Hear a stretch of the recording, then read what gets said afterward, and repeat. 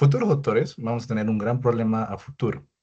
Entonces, vamos a ver lo que es el RAM, la resistencia antimicrobiana, o como me gusta decir a mí, lo que es un apocalipsis silencioso. Entonces, a diferencia de una pandemia viral epidémica que hemos vivido nosotros, que paraliza el mundo como el COVID-19, de un día para el otro, esta resistencia bacteriana es forma una amenaza muy silenciosa y paulatina. Entonces, de por sí ya está pasando ahorita en los hospitales y en algunas comunidades. Entonces, vamos a ver estas bacterias que van a atacar silenciosamente o que nosotros las estamos haciendo mucho más fuertes de lo que ya son. Como dijo nuestro queridísimo Fleming, también Alexander Fleming, el que descubrió la penicilina, el hombre ignorante jugará con dosis no letales y hará a sus microbios resistentes. Estas palabras no fueron pronunciadas el día de ayer, hace un año, hace 2 años.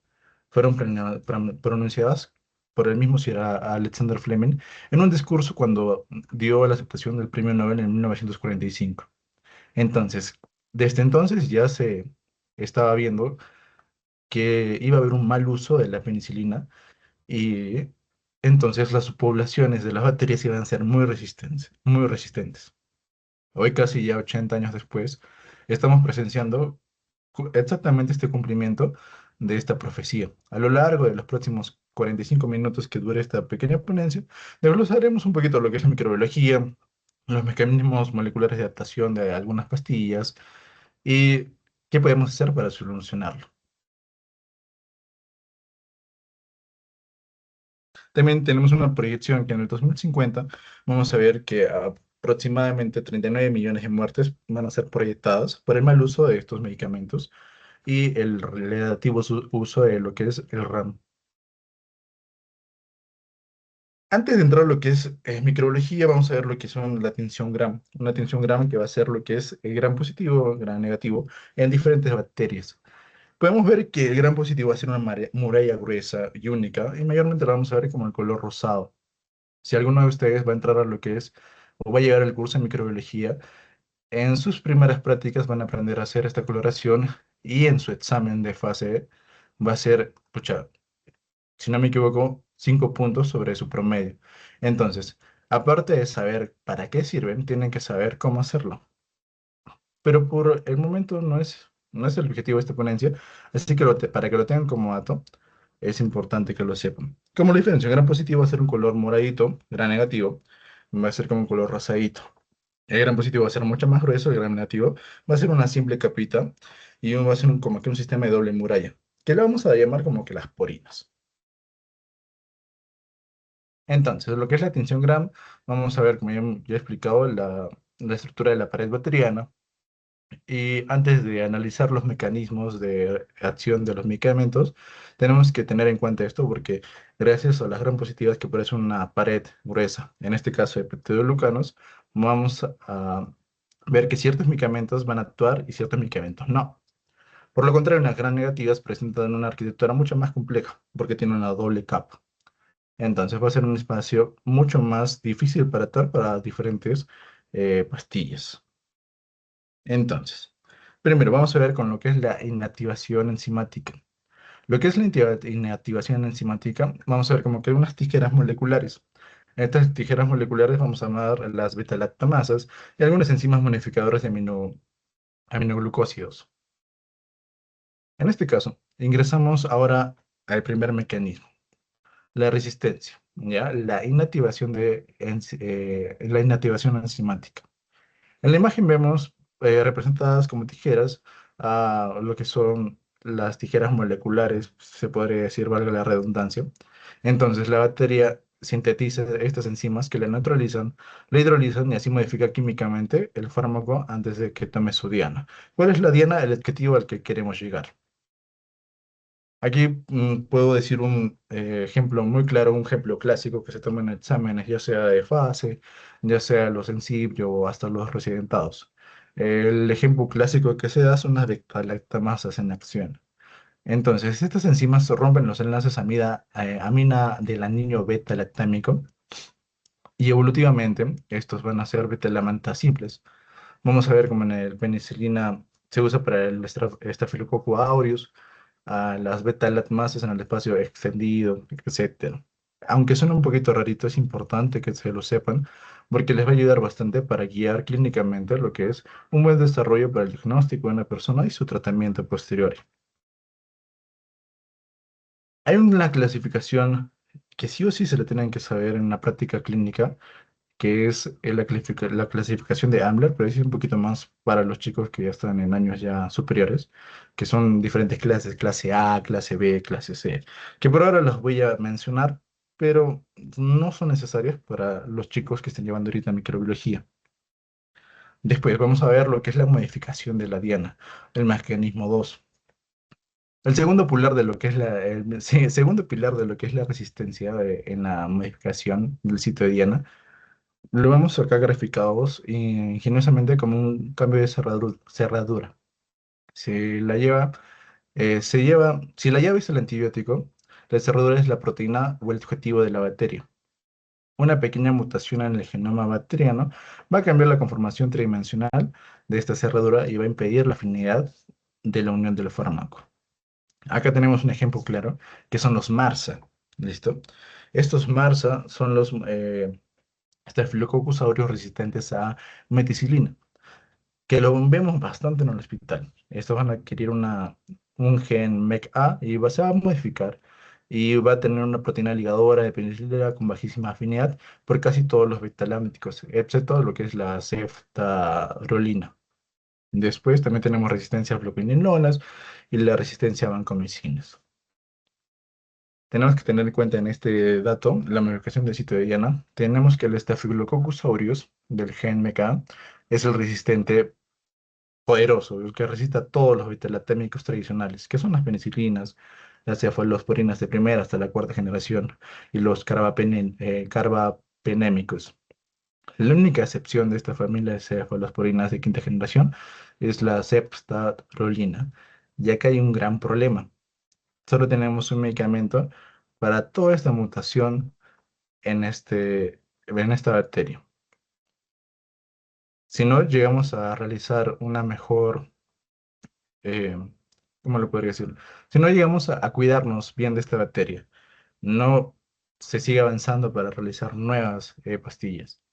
Esta enfermedad, o mejor dicho, esta bacteria va a causar muchas enfermedades, las cuales no vamos a poder tener una solución. Y aunque no queramos, se está llegando a ese punto. ¿Y qué tenemos que hacer esto? ¿O qué se tiene que hacer para parar?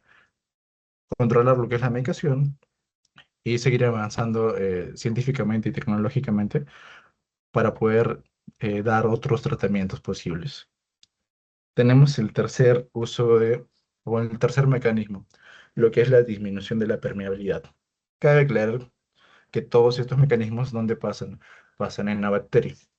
Pasan en la bacteria para que no se una a nuestro sistema y no se una con las proteínas que se quieren hacer. ¿Ya? Entonces, vamos a ver que el tercer mecanismo es exclusivo de los microorganismos gram negativos, la disminución de la permeabilidad o el cerrar los portones en una palabra así para que me entiendan. Para que un antibiótico hidrofílico, ya sea para carbapenémico, ya sea una cefalosporina o un aminoglucósido, le alcance al espacio periplasmático como que su puertita donde se cierra o mejor dicho, el citoplasma, debe cruzar lo que son las porinas, que hemos visto como que es esa doble puerta que hay en lo que son los gram negativos, que es la membrana externa. Las bacterias pueden sufrir mutaciones que resultan en la disminución de la expresión de estas porinas. En pocas palabras, va a haber como que esa doble seguridad. Y va a ser lo que es la hiperexpresión de las porinas estrechas o de la pérdida total de este espacio. Entonces, después de este morullo de palabras, ¿qué es lo que va a pasar? Un ejemplo clásico clínico, que va a ser la pérdida de la purina, la pérdida de esta doble capa. Vamos a ver que en las pseudomonas aeruginosa, lo que se confiere a la resistencia selectiva a lo que es el imipenem. Entonces, estamos viendo este problema ya en una sola bacteria, en dos bacterias en este caso, y va a seguir creciendo y creciendo y creciendo. Entonces, al llegar a este punto, en lo que son la regulación, o mejor dicho, la resistencia selectiva en imipenem, vamos a ver que también hay otra regulación baja de lo que es las enterobacterias como la Klebsiella pneumoniae, que también la van a ver en el futuro en microbiología, y muchas más, que por el momento no es tan importante decirlas. Vamos con el mecanismo 4, las bombas de flujo. En este caso, las bombas de flujo es el cuarto pilar fundamental. Apodadas también, o mejor dicho, como en este gráfico que les he puesto, como que, no sé, como que los seguridades de la discoteca que botan a ciertas personas. ¿Por qué? Porque este es un sistema de transporte activo. Ya como que las va a lanzar, las va a botar de la batería o del sistema donde se encuentran para que así vaya a capturar el antibiótico correcto o deje entrar a la persona correcta y así en la célula va a actuar y va a expulsar al exterior a la bacteria. ¿Cómo podemos ver esto en una bacteria o en un sistema de bombas de flujo? Acá tenemos lo que son la resistencia de anulación y división.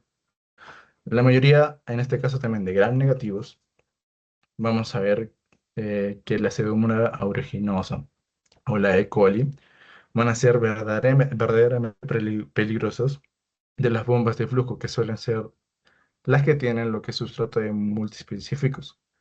Una sola bomba hiperexpresada puede expulsar simultáneamente tetraciclinas, furicinoides, macrólidos y beta-lactámicos, y así va a otorgar un fenotipo multiresistente en un solo golpe. Esta bacteria, o mejor dicho, este pilar fundamental de lo que son las bombas de flujo va a actuar muy bien en lo que son las bacterias multiresistentes, pero también el problema de acá es que actualmente se está abusando bastante de esto y poco a poco ya no vamos a tener una superbacteria, sino vamos a tener una bacteria que nunca va a morir. Entonces, se está diseñando muchas bombas de influjo para que reaccionen simultáneamente, pero al hacer esto ya una gripe normal, una, no sé, una enfermedad que es diaria o que se puede curar simplemente comiendo bien, haciendo descanso, ya no va a ser así, sino se va a tener que internar al hospital y van a tener que hacer muchos más problemas por lo que es la salud, que yendo a un punto social y actual, yendo a nuestro sistema actual de salud, va a haber muchas personas que van a ser atendidas y posteriormente o posiblemente van a fallecer. Y eso es lo que se tiene que evitar. Entonces, acá tenemos lo que es la integración de todo este sistema que hemos visto, un sistema de máxima seguridad que están en nuestros antibióticos actuales. En esta diapositiva vemos lo que es la integración de esta superbacteria. En la práctica clínica real, las bacterias no utilizan solamente un mecanismo para formar de forma aislada. O sea, las bacterias se puede decir que son más inteligentes que nosotros porque ya no son bacterias, sino son superbacterias o son un grupo de bacterias muy organizadas que van a ser pan resistentes, que van a combinar cuatro mecanismos, muchos mecanismos que no puse acá, pero estos son los cuatro importantes, de una manera muy contundente y sinérgica. Entonces, ¿cómo podemos ver esto en el hospital? Imaginémonos que estamos en el hospital Honorio Delgado, en el piso de medicina interna, y nos toca en la rotación que estamos con una Klebsiella pneumoniae. Entonces, la Klebsiella pneumoniae, ¿qué va a hacer? Cierra las porinas. Entonces van a entrar menos fármacos. Activa lo que es las bombas de flujos. Al activar estas bombas de flujo, la poca entrada de los fármacos va a ser expulsada de inmediato. Digamos, va a expresar lo que es las carbapemasas o el espacio periplasmático. ¿Qué va a hacer? Esto va a destruir lo que queda, o sea, casi nada. Y por último, presenta mutaciones de Diana. Al presentar mutaciones de Diana va a atacar un lugar, pero ese lugar no era el necesario y al final no va a hacer nada en la bacteria. ¿Cuál es el resultado de todo este problema? Que la bacteria, con los antibióticos de mayor espectro, pierden eficacia por completo. Entonces esto se va a reducir de una manera muy defensiva, bueno, mejor dicho, Esta redundancia defensiva es lo que transforma a una infección tratable en una condición letal. Acá hay un dato imborrable que no se pueden olvidar, que es el sinergismo del mecanismo que genera la CMI. ¿Qué es CMI? Concentraciones mínimas inhibitorias, haciendo imposible esto que alcance a niveles terapéuticos en sangre sin causar toxicidad letal en el paciente. Está bien que nosotros nos tomemos las pastillas que queramos, hacemos resistencia, chévere, pero si te tomes las pastillas que sí hacen reacción, en tu cuerpo va a haber un límite en el cual si se pasa ese límite, la pastilla ya no va a ser correctamente útil para tu cuerpo, ya no te va a ayudar, sino va a ser tóxica.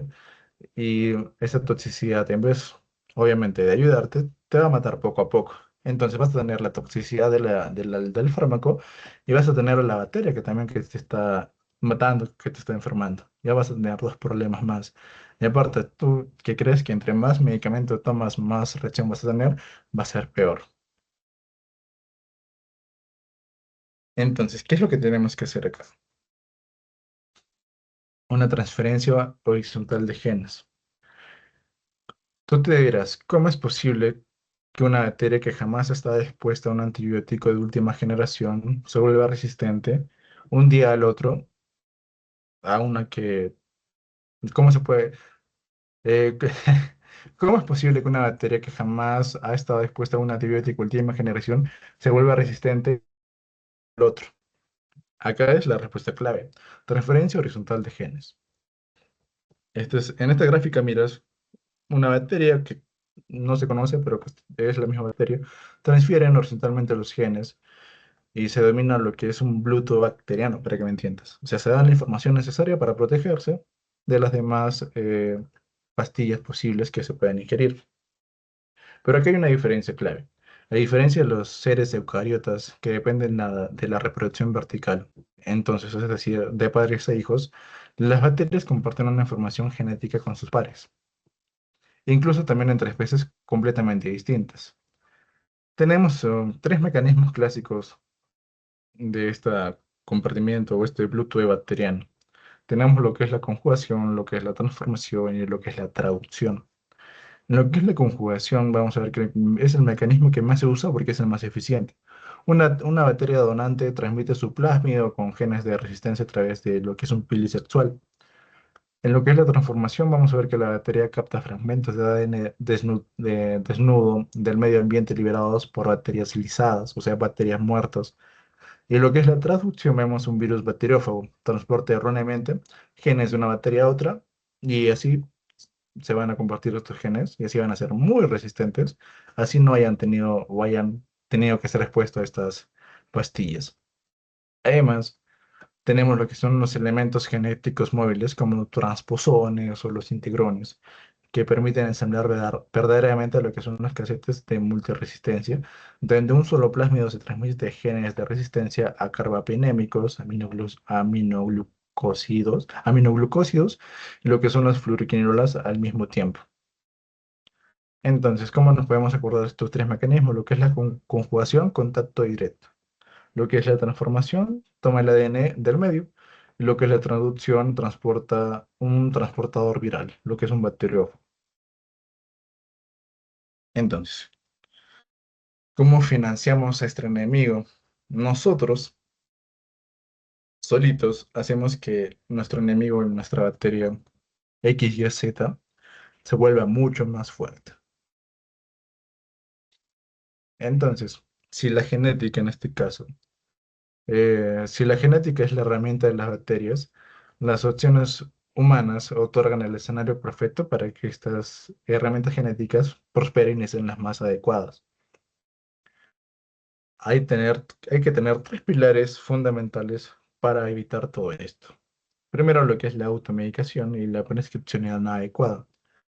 Prescribir antibióticos para infecciones de etiología viral, como una rinofaringitis, una bronquitis agudas o no aplicadas, esto expone a la microbiota comensal a concentraciones subterapéuticas y así selecciona lo que son cepas resistentes. Segundo, tratamientos incompletos o mal dosificados. Un paciente que suspende su tratamiento el tercer día porque ya se siente bien, elimina lo que es la población bacteriana sensible y deja a la subpoblación con resistencia intermedia que prolifere y que siga. Entonces, ahorita normalmente ya no se dice que se tome una pastilla durante 3 días, o al menos no recetan la citromicina como se recetaba hace 5 años, 6 años, que la citromicina se tome durante 3 días. Ahora se dice que mínimo se toma de 5 a 6 días seguidos, así la persona se sienta bien, porque tiene que terminar su tratamiento. Y por último, el uso no. Hablamos de lo que es la agroindustria o la agricultura industrial.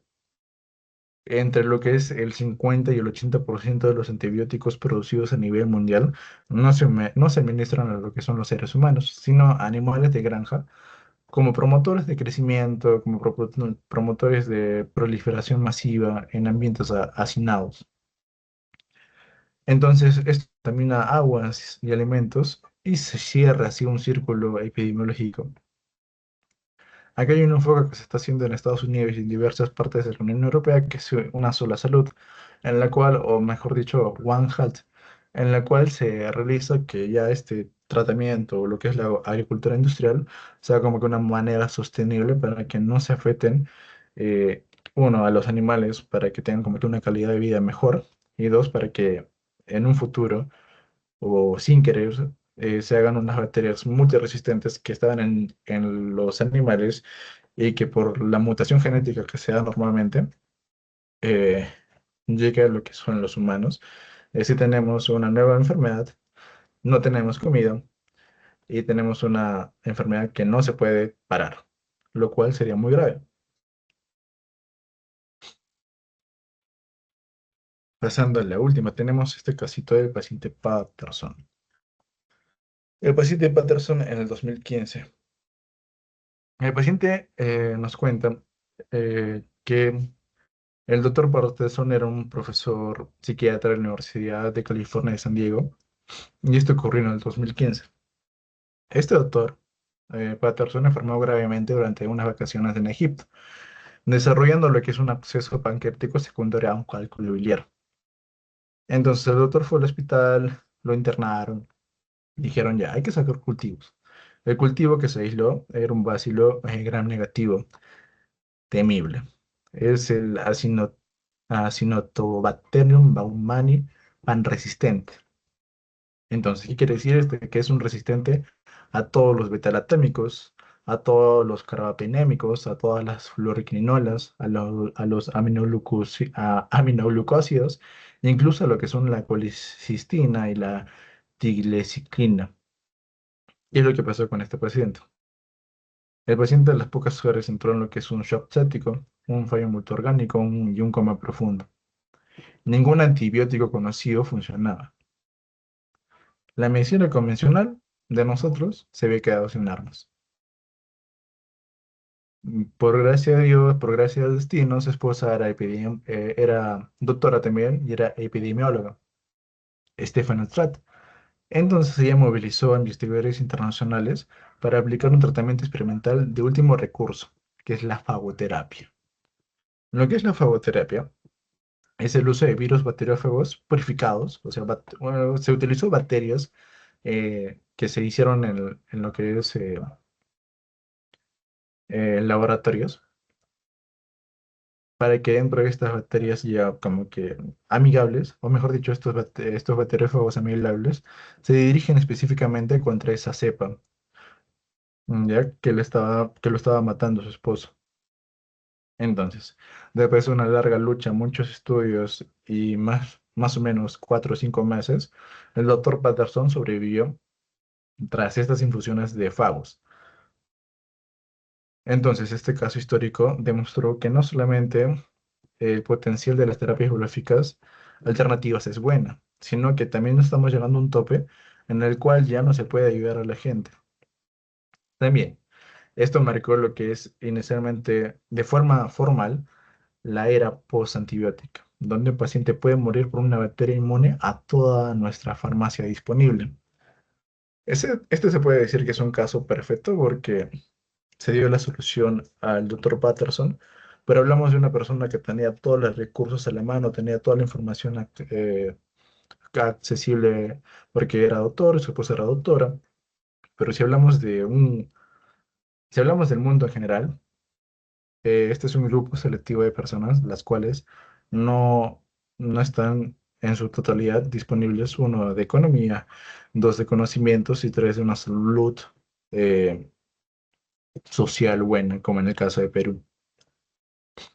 Y también hablando de lo que es el Acinetobacter baumannii, es conocido como el patógeno de la trinchera. Ya hablamos de lo que es la Primera Guerra Mundial, Segunda Guerra Mundial, donde todos estos soldados, cuando regresaban al hospital o eran traídos a sus ciudades, normalmente enfermaban y entraban en lo que es UCI por una extrema incapacidad eh, para sobrevivir a lo que son los fomites e instrumentos hospitalarios durante las semanas, empiezas a formar lo que son los biofilms. Entonces, tenemos a qué es lo que es el antibiograma, no es opcional.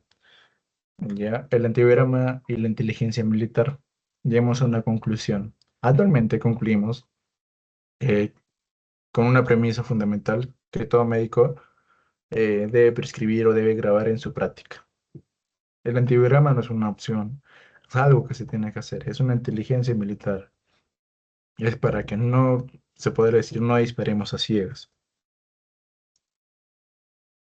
Al iniciar una terapia empírica de amplio espectro en un paciente con sepsis, es una necesidad urgente, pero también hay que mantener lo que es una evaluación de 48 a 72 horas, que es el resultado de los microbiólogos en mano para evitar uno lo que es una negligencia farmacológica.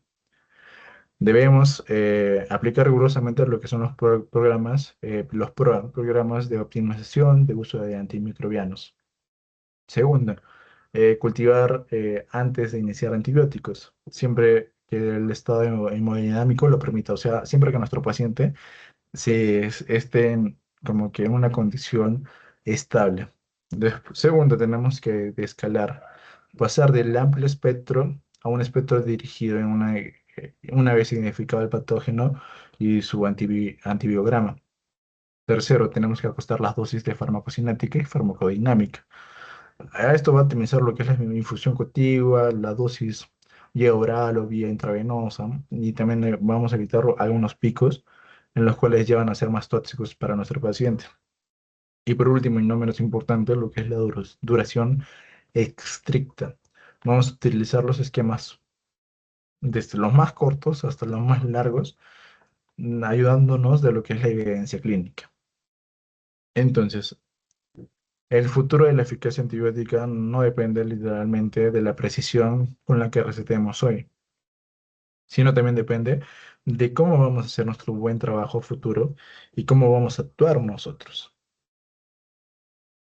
Yendo otra vuelta al inicio, antes de terminar lo que es este apocalipsis silencioso, que sin querer va a ser nuestro trabajo cuando seamos doctores, de acá a unos 6, 7 años, 5 años, 4 años, tenemos que tener en cuenta que la población actual, aunque no se quiera, es un poco ignorante en lo que es jugar con las dosis de medicinas. Está mal en nuestro país que vayamos a la farmacia y que nosotros, digamos, nos duele la cabeza, tengo una gripe y que la farmacéutica nos recete o que la técnica nos recete un medicamento. Tenemos que tener en cuenta eso. Pero también, por otra parte, el sistema de salud del Perú no nos permite ir al doctor continuamente o sacar citas en el sistema de salud, ya sea el MINSA o e-salud, o en el sistema privado, que también poca gente está viable. ¿Cuál es la solución a esta? Nosotros.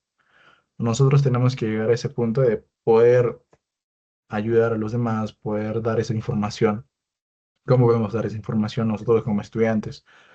Em, yo puedo dar una idea ahorita como esto, ir a, no sé, a centros a los mismos hospital, agarrar a los pacientes que están haciendo largas colas para sacar una cita y aprovechar ese tiempo para hablarles un poquito de este tema, de que lo es la resistencia antibióticos y dar concientización a toda esa masa poblacional que está muy afectada todos los días. Y eso sería por parte mía. Más que todo, recalcar eso de los RAM, de las opciones que se dan.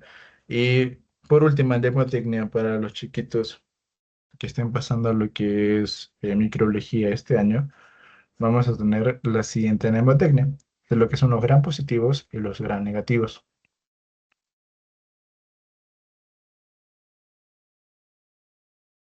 Lo que son los gran positivos o gran negativos se va a conocer como que el y las, ¿ya?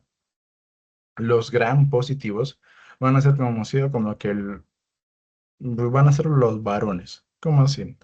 Vamos a tener al el Clostridium, el Bacilo, el Streptococo, el Estafilococo, el Enterococo, el Lactobacillus, el Mycobacterium. ¿Listo? Entonces, primera ayuda. Vamos a ver que los gran positivos van a ser, podríamos decir que varones. Y los gran negativos, y aunque no queramos, los gran negativos son los que más afectan o los que más daños hacen, aunque sea gracioso, van a ser como que las mujeres. ¿Por qué? Porque va a ser la Haemophilus, la Salmonella, la Legionella, la Klebsiella, la Neisseria, la Escherichia coli, etcétera. La Pseudomonas. Hay que tener en cuenta, claro, esto. La gran negativa va a ser mucho más dañina, y la gran positiva como que es un poquito más viable a que lo podamos controlar. Y así de una manera muy sencilla, ya puedes diferenciar para tu primera fase, segunda fase y tercera fase y para toda tu vida lo que son gran positivos y lo que son gran negativos. Esta sería la conclusión de toda esta pequeña exposición. Espero que les haya gustado y por favor no se automediquen o no, si miran a sus amigos, papás que se automedican, contrólenlo, terminen todo su tratamiento en el tiempo que se les da. No sé si se sienten bien, termínenlo así porque uno, se van a ayudar a ustedes y dos, van a ayudar a todos sus colegas. Muchas gracias, chicos. Eso sería todo por parte mía. Gracias, César, por la ponencia. La verdad estuvo muy enriquecedora. Chicos, si tuviesen alguna consulta o duda, pueden prender su micrófono, pueden hacer una pregunta por el chat. Vamos a dar unos minutitos. Voy a también ir compartiendo el post-test por el chat de la reunión.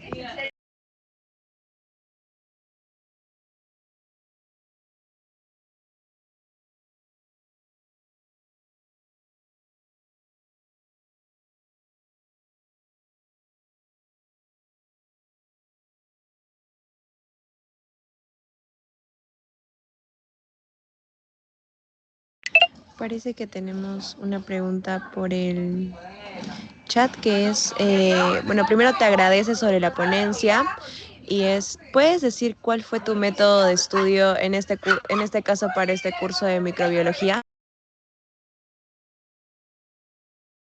Ana, ¿qué tal, Xiomara? Muchas gracias. También a ti por estar aquí. Más que todo sería, primero yo creo que es importante que vayas a las clases teóricas. En mi caso yo fui con la doctora Narendra y la doctora Narendra te ayuda bastante, te explica de una manera muy, muy adecuada, creo, te da como que los tips y te da la información necesaria. Y segundo, también sería hacer como que un cuadro de resúmenes. Tú vas a ver muchas bacterias, vas a ver muchas familias, vas a ver, mejor dicho, vas a ver a detalle cada enfermedad. Primero sería como que hacer un cuadro de resumen de cada una, de cada enfermedad, o las enfermedades que se parecen, no sé, las enfermedades de trato respiratorio, hay como que unas bacterias que actúan en el trato respiratorio, unas que actúan en el trato digestivo, y etcétera. Como que ordenarlas y ayudarte así, porque en tu examen mayormente van a ser casos clínicos. Y de esta manera vas a saber como que su familia, dónde actúa, y de por sí también a veces preguntan lo que es el tratamiento.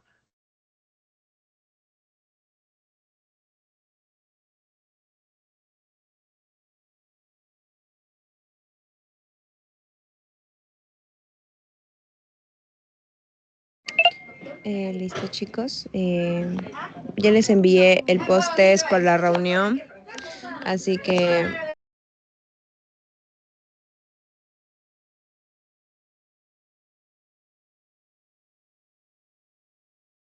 bien, chicos, entonces si ya no hay más preguntas, no se olviden por favor llenar su post-test. Y bueno, muchas gracias César por la ponencia. La verdad, chicos, espero les haya servido la ponencia. Y bueno, tampoco no se olviden de que ahorita a las 5 también tenemos introductorio de parasitología para las personas que están en tercer año. Entonces, por si quieren asistir, estamos acá hoy día full con ponencias de introducciones con el Get Start académico.